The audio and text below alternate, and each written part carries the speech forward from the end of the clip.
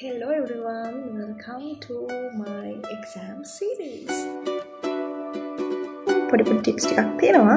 අපි මම ඒවා ඉස්සරහ සීරීස් වලදී ඔයාලට විස්තරාත්මකව කියන්නම්.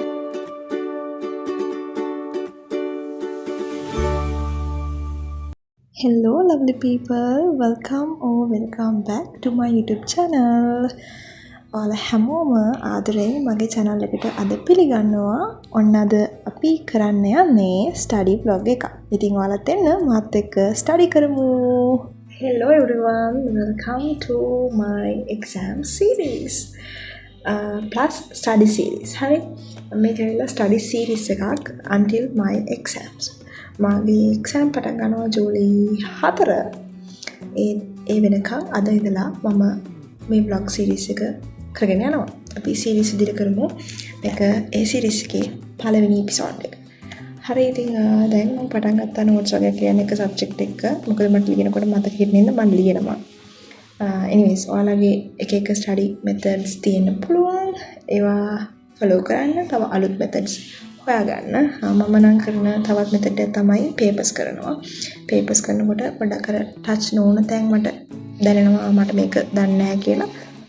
එතකොට මම ඒ ටික ආයෙත් බලනවා.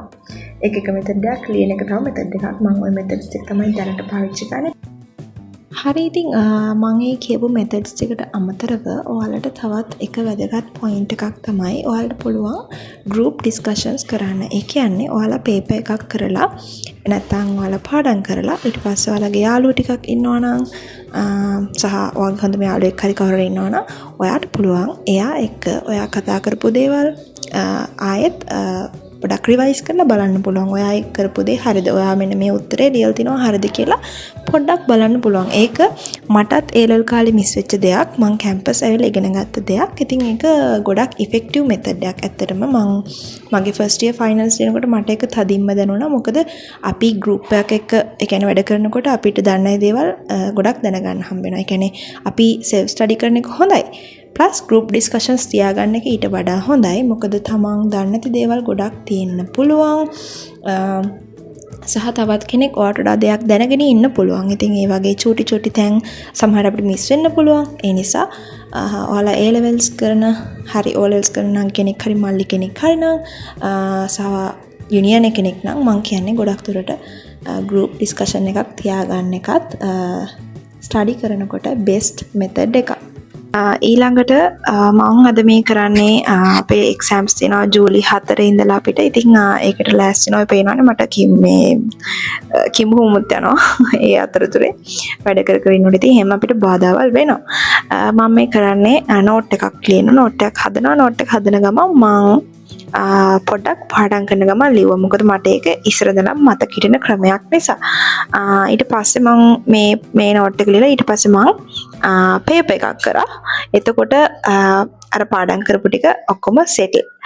And thank you for your lovely comments for my last video. මම දන්නේ නැති මම දැකලා නැති ගොඩක් දෙනෙක් මට ඒකට කමෙන්ට් කරලා තිබුණා. මට ගොඩාක් සතුටුයි. මගෙන් චූටි හරි දෙයක් කවුරු හරි ඉගෙන ගන්නවා නම් ඒක මට ලොකු සතුටක්. මම හරි කැමතියි මගෙන් මිනිස්සු දේවල් ඉගෙන ගන්නවා දකින්න. So yeah, I'm so full guys. ඉතින් එක දිගටම වැඩ කරන්නත් බෑනේ. දැන් ඔයාලට මම ඇඩ් එකක් තමයි මේ සපයන්නේ. පහුගිය දවස්වල මට ගොඩාක් පිම්පල්ස් දාලා තිබුණා. දැන් චුට්ටක් ඒක අඩු වෙලා guys මේ බලන්න. මම කරන්නේ එකම ට්‍රීට්මන්ට් එක ජැනට් එකේ පිම්පල්ස් අවුට් ෆේස් වොෂ් එක සහ ඊට පස්සේ අයිස් තෙරපි කරනවා. ඉතින් ඒකෙන් මම හිතන්නේ මගේ මොනේ තිබ්බ පිම්පල්ස් ටික ඔක්කොම අඩු වෙලා. හැබැයි ඉතින් එක්සෑම් කාලේට ආයෙත් ඕවා වැඩි වෙනවා. මොකද ස්ට්‍රෙස් එකත් එක්ක බොඩි එක රියැක්ට් කරන්නේ එහෙම තමයි මගේ. Nothing to do with that. සහ මං කිව්වනේ මම මේක හැම වෙලාවෙම කරන දෙයක් නෙවෙයි වතුර බොන්න. මම මේ පඬිතයා වගේ කිව්වට මමත් හැම වෙලාවෙම වතුර බොන්නේ නැහැ. ඒවන මට එකපාරට නම් 30ක් ආවා මම ඇත්තටම වතුර බොනවා. මේ පාඩම් කරන දවසේ මම වතුර බෝතල් 2ක් ඉවර කරා. ඉතින් මට සතුටුයි. පොඩි ඉම්ප්‍රූව්මන්ට් එකක් තියෙනවා වතුර බොන එකේ. ඊට පස්සේ මම කියන්න ඕන තවත් දෙයක්. මම මේ දවසේ එක දිගට නෙවෙයි පැය 3ක් හැබැයි මම පාඩම් කරා.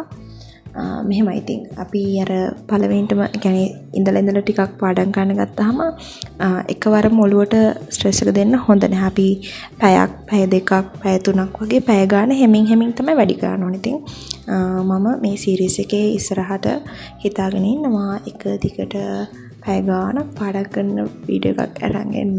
මම දන්නවා ගොඩක් අයට ඒක සැටිස්ෆයිඩ් කියලා.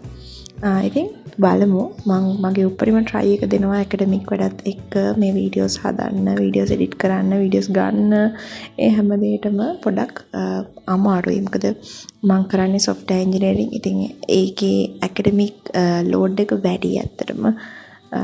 දන්න අය දන්නවා. මම software engineering ගැන වෙනම වීඩියෝ එකක් කරන්නම් දවසක. ඉතින් sorry for my delays. මම දන්නවා මගේ වීඩියෝස් වල අඩුපාඩු ඇති. ඒ අඩුපාඩු හැමදේම හදාගන්න මම ඔයාලගෙන් උපරිම සපෝට් එක ඉල්ලනවා. ඉතින් අපි ලස්සන ගමනක් යමු. මේ වැරදි අඩුපාඩුත් හදාගෙන ඉස්සරහට. බලන්න ළමයි මේ graph එක. අයියෝ ඒක නිකන් පිස්සුවක් වගේ. මට පිස්සු වගේ කොහොම ඇඳලා ඉවර කරන්න මට හිතා ගන්න බැරුව හිටියේ. but finally I did it. බලන්න මං හිතන්නේ මට ඒක අවුලක් නෑ. මම දන්නවා මගේ ඒක එක්සැක්ට් විදිහට ආවේ නැහැ but at some extent it's good.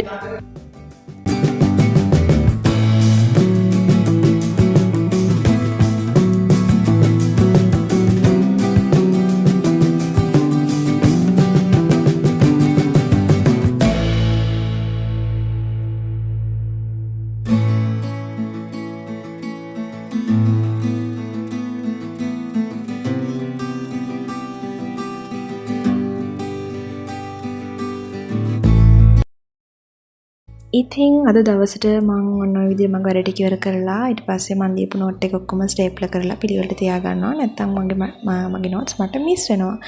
හරි ඉතින් අදට මගේ ස්ටඩි සීරීස් එකේ ෆස්ට් එපිසෝඩ් එක මම මේ විදිහට ඉවර කරනවා. thank you for watching lovely people. අපි අපේ අලුත් එපිසෝඩ් එකකින් ඉක්මනටම හම්බෙමු. එතකන් හැමෝම සතුටින් පරිස්සමින් hina වෙලා ඉන්න. bye.